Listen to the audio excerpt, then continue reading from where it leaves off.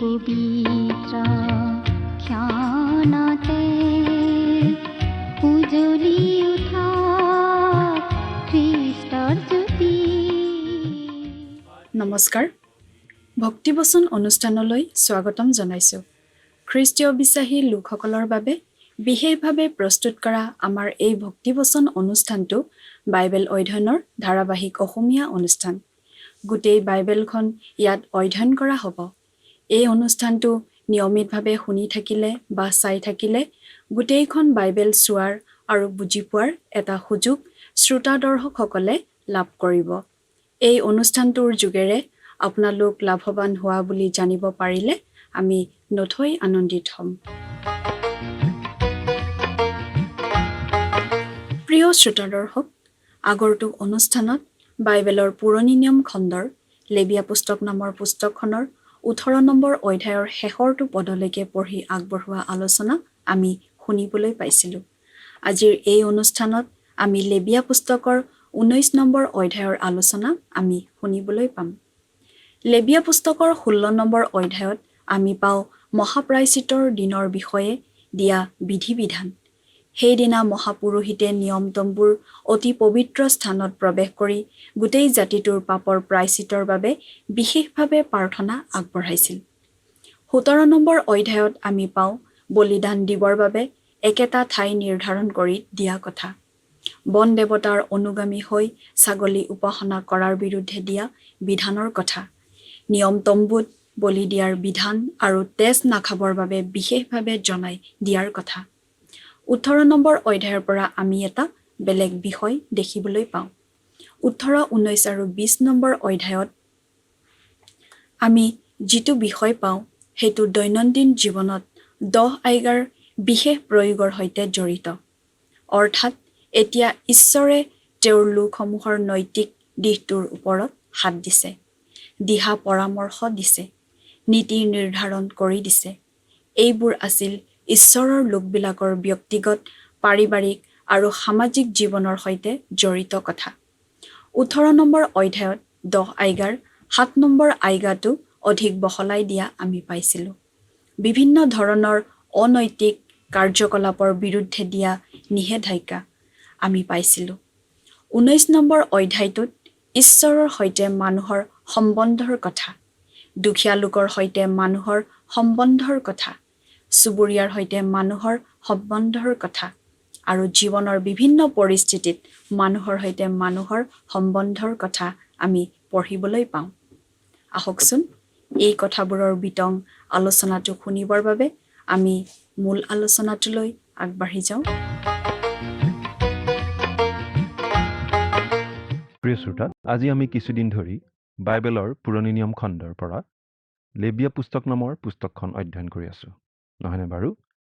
আজিৰ অনুষ্ঠানত আমি এই লেবিয়া পুস্তকৰ 19 নম্বৰ অধ্যায়ৰ পৰা চাব খুজিছোঁ আৰু এই 19 নম্বৰ অধ্যায়ত আমি পঢ়িবলৈ পাম বিভিন্ন ধৰণৰ সামাজিক পাপৰ কথা।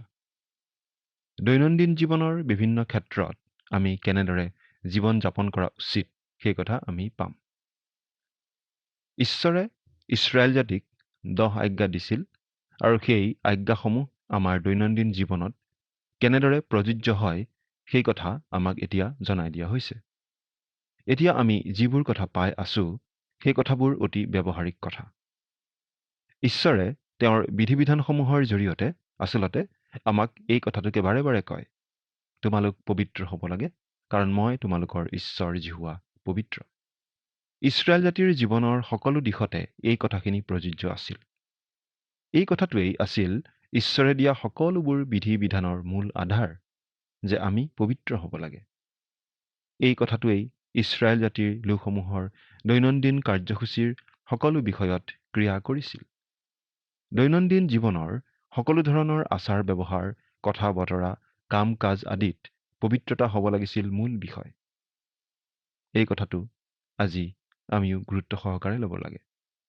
এইটো এটা মাত্ৰ তত্ত্ব নহয়, এই কথাখিনি ঈশ্বৰে আমাৰ জীৱনত প্ৰয়োগ কৰিব বিচাৰে।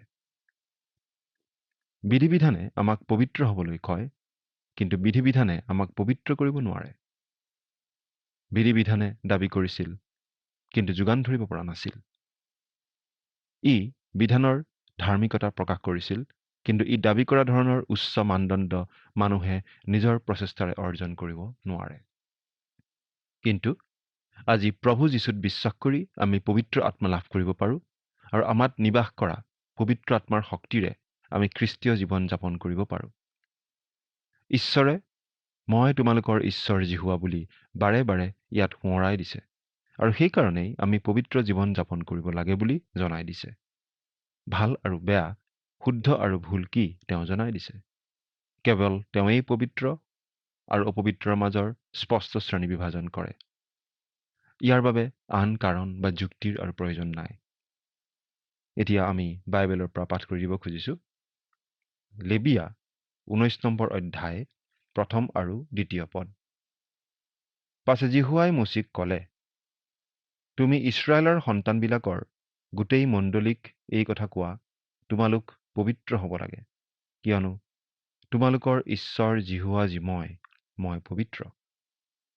ঈশ্বৰে এই কথাখিনি বিধান জনাই দিওঁতা মোচিক জনাই দিছে, আৰু এই কথাখিনিয়ে 10 আজ্ঞাৰ এছোৱা আৰু বহলাই বৰ্ণাইছে। ঈশ্বৰ নিজে পবিত্ৰ কাৰণে আনৰ পৰাও পবিত্ৰতা বিচাৰিব পাৰে। আজিও ঈশ্বৰে আমাৰ পৰা তেনেকুৱা আচাৰ ব্যৱহাৰেই বিচাৰে। খ্ৰীষ্টীয় বিশ্বাসীসকলক পবিত্ৰতালৈ আমন্ত্ৰণ কৰা হৈছে বুলি নতুন নিয়মত আমি পঢ়িবলৈ পাওঁ। বিধানৰ দিনত যি পবিত্ৰতা বিচৰা হৈছিল, সেই পবিত্ৰতা আজি আমাৰ পৰাও বিচৰা হৈছে। কিন্তু আজি খ্ৰীষ্টীয় বিশ্বাসীসকলে পবিত্ৰ আত্মাৰ শক্তি লাভ কৰিব পাৰে তেনে পবিত্ৰ জীৱন যাপন কৰিবলৈ।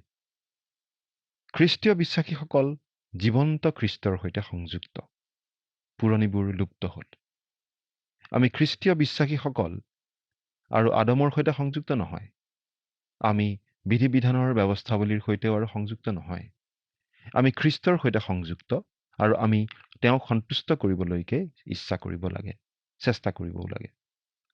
বিধানৰ অধীনত মানুহবোৰে নিজৰ চেষ্টাৰে আজ্ঞাবোৰ পালন কৰিবলৈ চেষ্টা কৰিছিল। মাংসিক প্ৰচেষ্টা সদায় যে ব্যৰ্থ হয়, সেই কথা তেওঁলোকে জনাটো ঈশ্বৰে বিচাৰিছিল। কিন্তু আজি আমাত প্ৰতিজন খ্ৰীষ্টীয় বিশ্বাসীত পবিত্ৰ আত্মা নিবাস কৰে, আৰু আমাৰ শৰীৰ পবিত্ৰ আত্মাৰ মন্দিৰ বুলি বাইবেলত আমাক জনোৱা হৈছে। বিধানে কেতিয়াও এই কাম সম্পন্ন কৰিব পৰা নাছিল, কিন্তু প্ৰভু যীশুৱে আজি আমাক অতি উচ্চ মানদণ্ডলৈ উঠাই লৈ যাব খোজে। ঈশ্বৰে ইছৰাইলীয়া লোকবিলাকক কেনেধৰণৰ আজ্ঞা মানি চলিব লাগে সেই কথা জোৰ দি কওঁতে তেওঁলোক কি কি বিষয়ত দুৰ্বল সেই কথাটো আচলতে প্ৰকাশ কৰি দিছে। ঈশ্বৰে তেওঁলোকৰ দুৰ্বলতাবোৰ জানিছিল বুলি আমি জানিব পাৰোঁ ইছৰাইলৰ ইতিহাস পঢ়িলেই।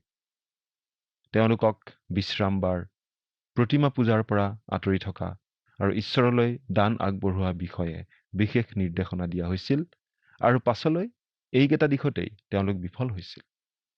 ঈশ্বৰে তেওঁলোকক দৈনন্দিন জীৱনত পবিত্ৰ হ'বলৈ কৈছে। 3 নম্বৰ পদটো পঢ়ি দিছোঁ। তোমালোকে প্ৰতিজনে নিজ নিজ মাতৃক আৰু নিজ নিজ পিতৃক ভয় কৰিবা, আৰু মোৰ বিশ্ৰাম দিন পালন কৰিবা। মই তোমালোকৰ ঈশ্বৰ জিহুৱা।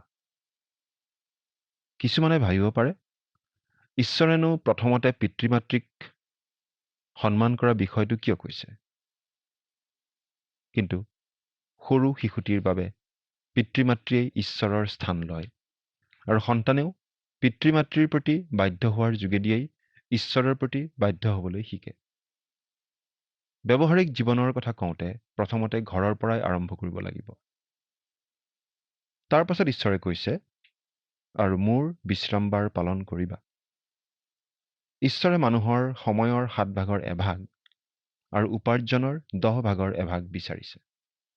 প্ৰথমতে উল্লেখ কৰা এই আজ্ঞা দুটাই আচলতে 10 আজ্ঞাৰ দুটা প্ৰধান দিশ স্পৰ্শ কৰিছে। মানুহৰ প্ৰতিও আমাৰ দায়িত্ব আছে, ঈশ্বৰৰ প্ৰতিও আমাৰ কৰ্তব্য আছে।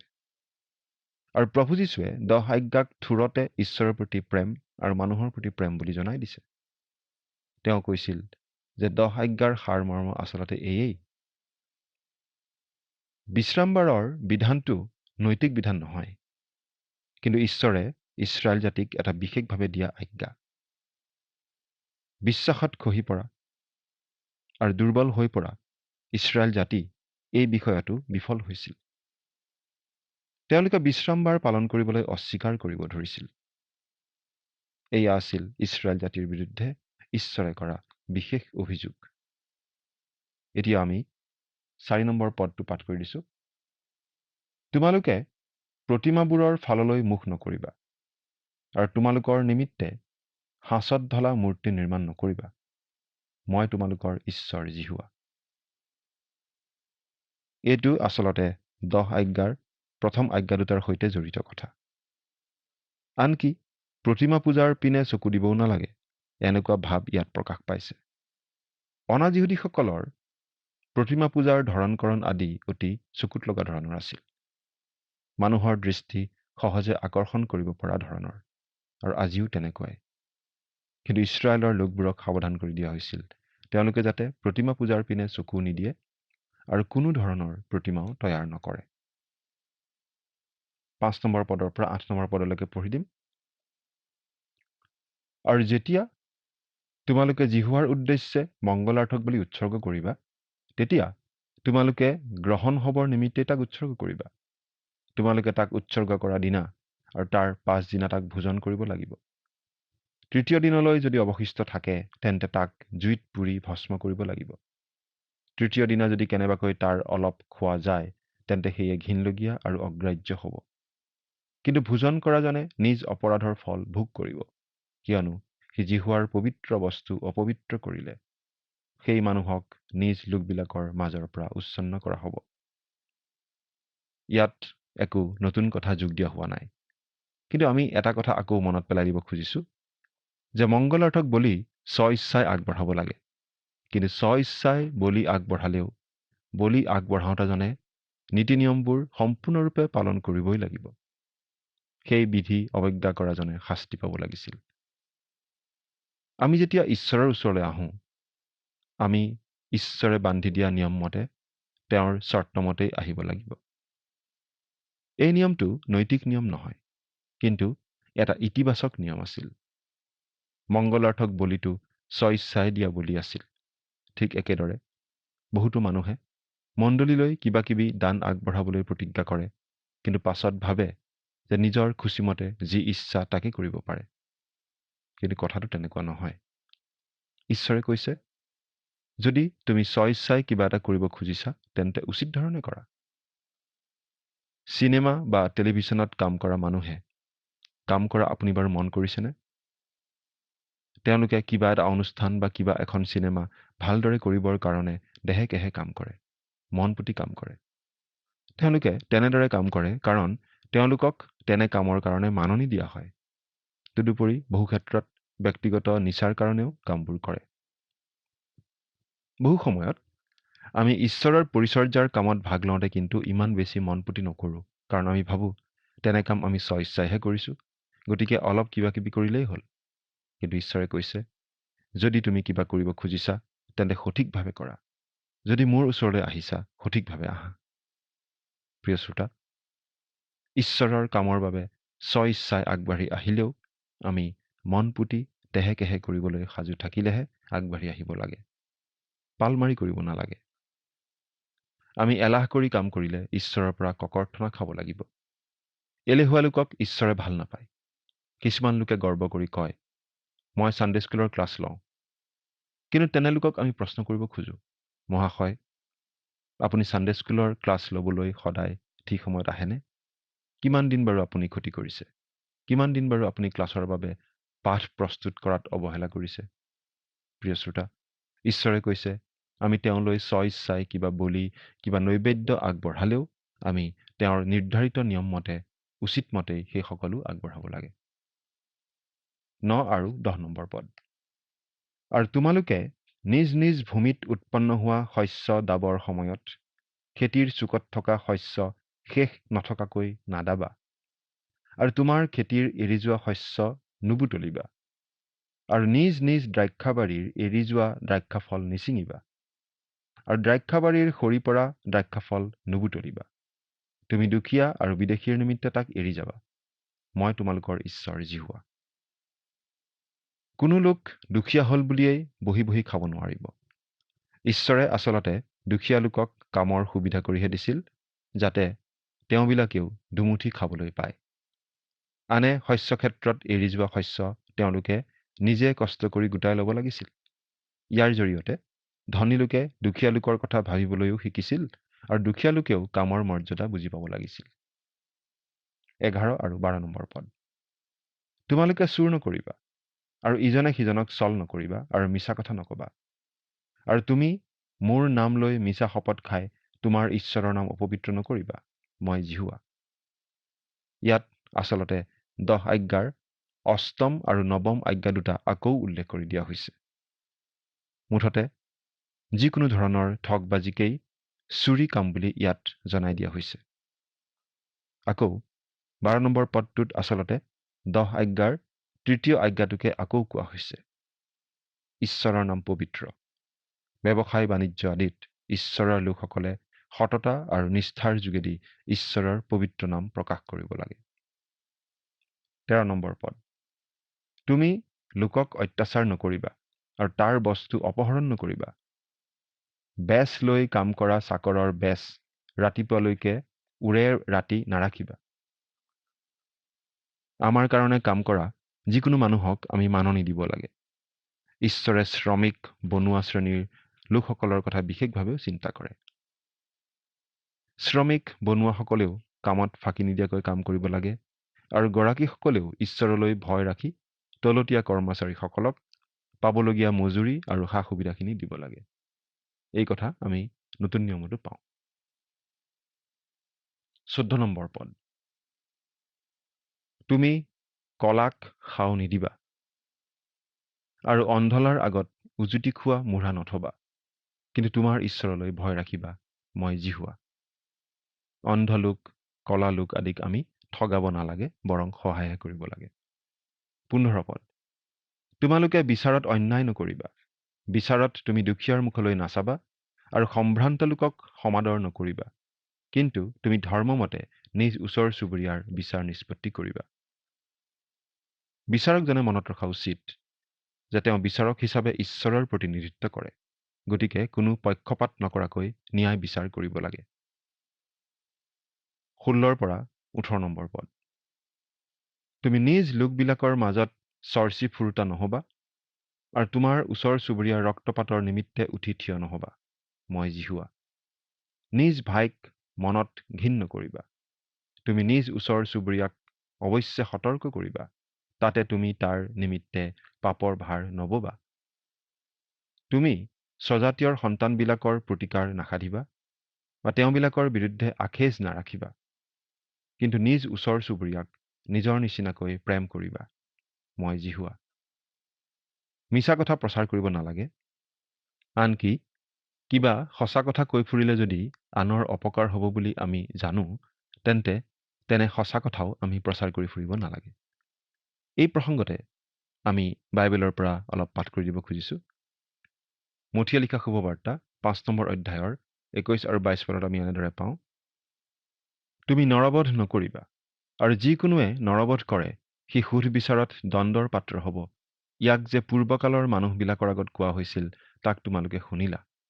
কিন্তু মই তোমালোকক কওঁ, যিকোনোৱে ভায়েকক খং কৰে তেওঁ সুধবিচাৰত দণ্ডৰ পাত্ৰ হ'ব, আৰু যিকোনোৱে ভায়েকক নিৰ্বোধ বোলে তেওঁ মহাসভাত দণ্ডৰ পাত্ৰ হ'ব, আৰু যিকোনোৱে ভায়েকক মূঢ় বোলে তেওঁ অগ্নিময় নৰকত দণ্ডৰ পাত্ৰ হ'ব।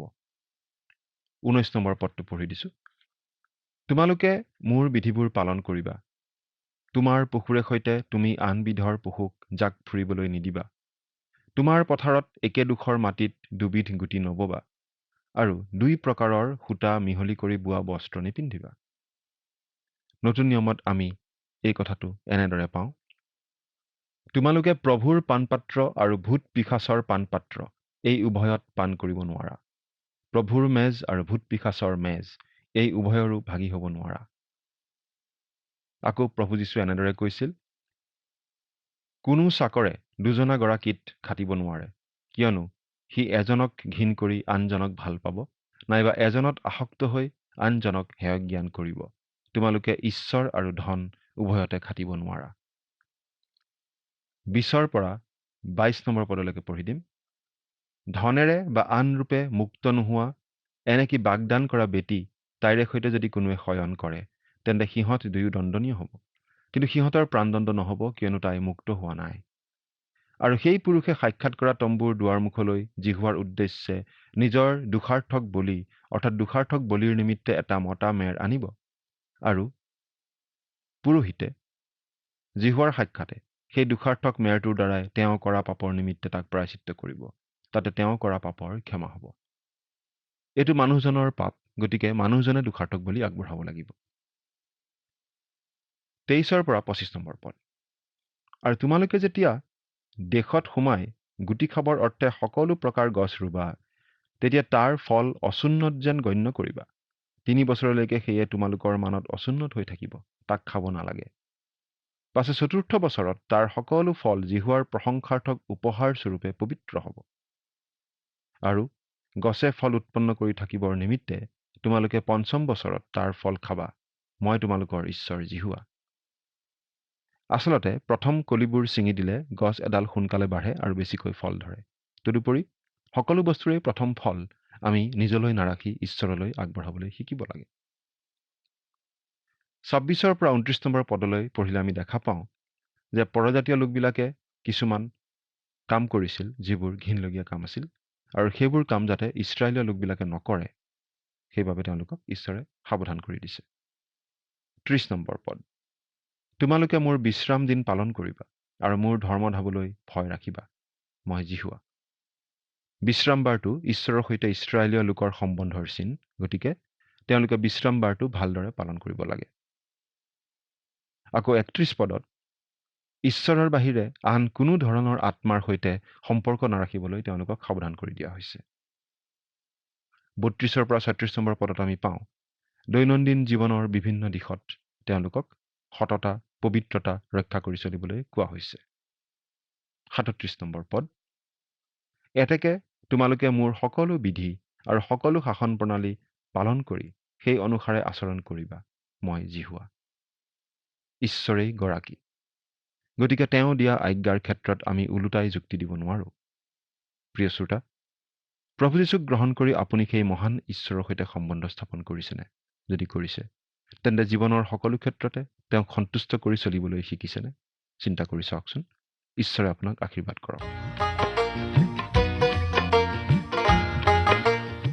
ঈশ্বৰ যেনে পবিত্ৰ আৰু ন্যায়বান, তেওঁৰ লোকসমূহো তেনে পবিত্ৰ আৰু ন্যায়বান হোৱাটো ঈশ্বৰে বিচাৰে।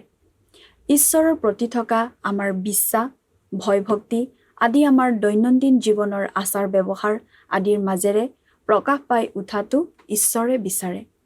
মানুহৰ ব্যক্তিগত, পাৰিবাৰিক, সামাজিক, ব্যৱসায় বাণিজ্য সকলো দিশতে সেই ঈশ্বৰ বিশ্বাস প্ৰকাশ পাই উঠাটো ঈশ্বৰে বিচাৰে।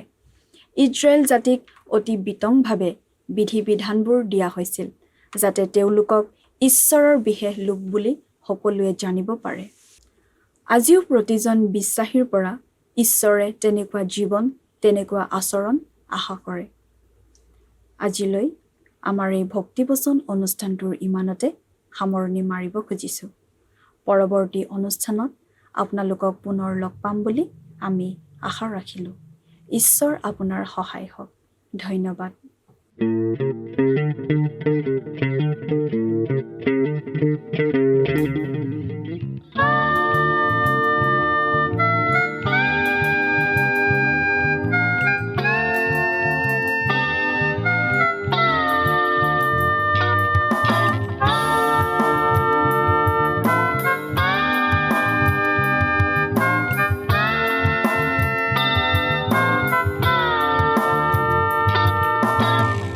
আজি আছো আমি কাইলৈ নাই, জীৱনথিৰ শুনাহে মানুহ ভাই, কি হ'ব মিছাতে পৰিচিকা চাই, গধূলি দেখিবা প্ৰভাত পৰহি যায়।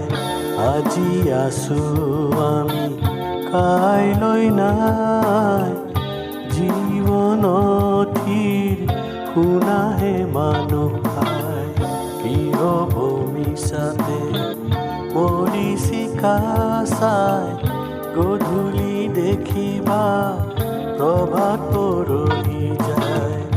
আজি আছো আমি কাইলৈ নাই, জীৱনৰ থিৰ শুনাহে মানুহ পায়।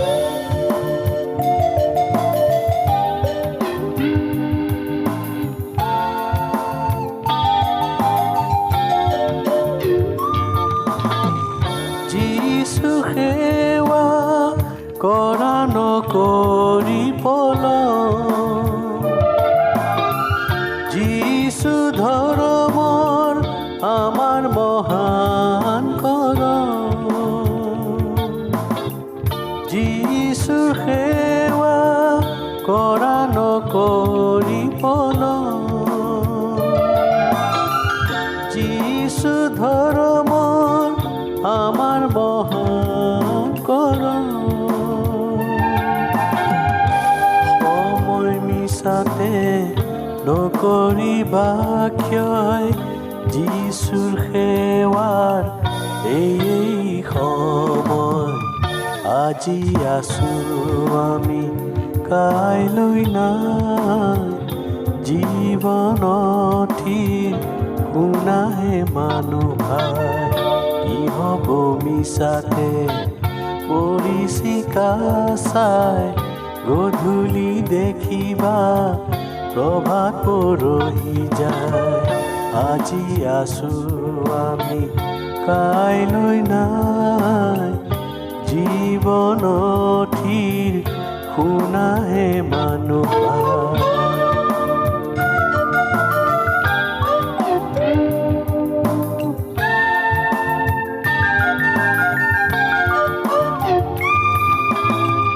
যিছুৰ সেৱা কৰা নকৰি পলম, যিছু ধৰ্মৰ আমাৰ মহান কৰম।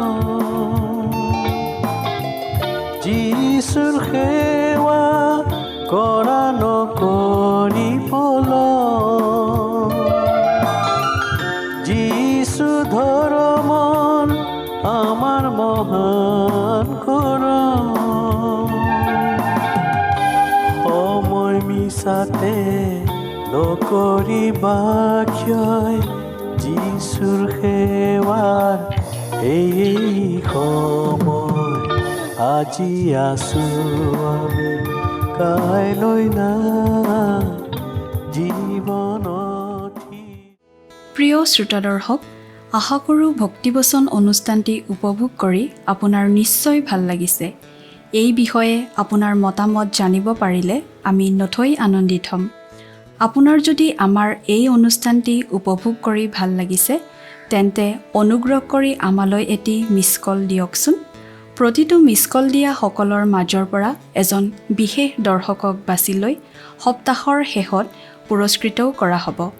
মিছ কল দিয়া নম্বৰটো হৈছে 04449081 আপোনাৰ যদি কিবা প্ৰাৰ্থনাৰ বিষয় থাকে বা অধিক জানিবলৈ ইচ্ছা কৰে, তেন্তে টেলিফোনৰ মাধ্যমেৰেও আমাক যোগাযোগ কৰিব পাৰে।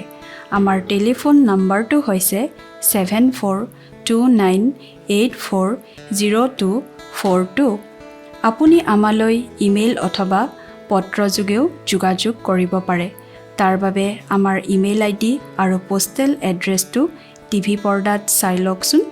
পুনৰ লগ পোৱাৰ আশাৰে আজিলৈ ইমানতে সামৰিছোঁ। ঈশ্বৰে আপোনাক আশীৰ্বাদ কৰক। ধন্যবাদ।